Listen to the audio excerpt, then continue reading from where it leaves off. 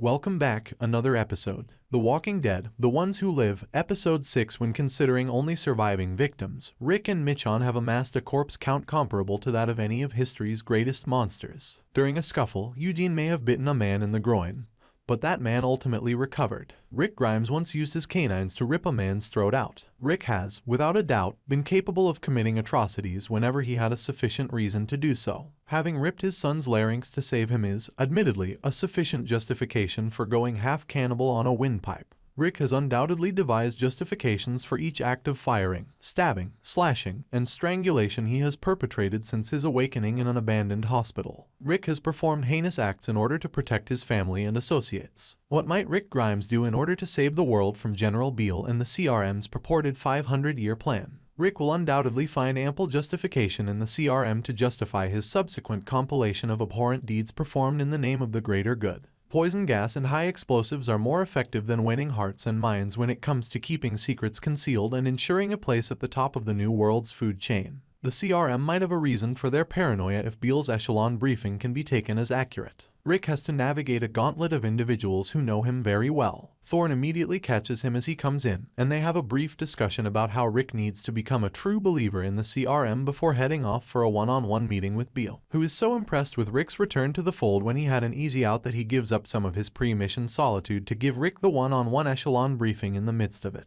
Rick has to keep up the front and look normal around people who would undoubtedly know if he wasn't being normal. Michonne, meanwhile, has the CRM armor and helmet, and her objective isn't to fool a few people, it's to fool everyone. She has to walk the walk and, hopefully, not talk at all as she sneaks into a building she doesn't really know to locate the apartment of someone she doesn't really know. Once there, she has to discover hidden Alexandria notes and destroy them, then get out without attracting attention. The plan blowing up promptly would at least cut some of that tension, right? No, it makes it worse as Michonne has to kill a goon, then attempt to evade all the other goons on her way out in the middle of the CRM frontliner equivalent of Lollapalooza. At least Rick only has to fool a few individuals, and he's home free. Well, until the part where they commandeer a helicopter and fly away without being noticed. Thankfully, they won't have to worry about that because during the echelon briefing and the school assembly-style mission briefing, Michonne sneaks into an utterly horrifying. The CRM is intending to gas Portland, not a huge surprise given their MO. After stealing 10% or so of the city's children, Rick seems to still be contemplating leaving despite that.